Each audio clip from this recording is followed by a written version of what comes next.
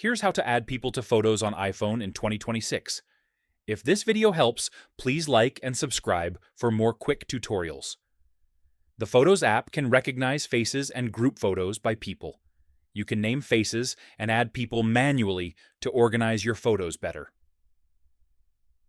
First, open the Photos app on your iPhone. Tap Albums at the bottom, scroll down, and tap People. You'll see face groups detected by iPhone. Tap a face that says Add Name or is unnamed. Tap Add Name, type the person's name, then tap Next and Done. To improve accuracy, tap the person's profile, then tap Add Photos and select more pictures of them.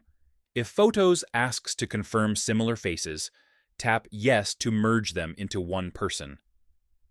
If the People album is missing, go to Settings, then tap Photos. Make sure Show People and Pets is on, and let iPhone finish indexing photos.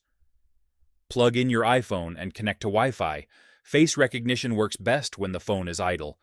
And that's it. That's how you add people to photos on iPhone in 2026.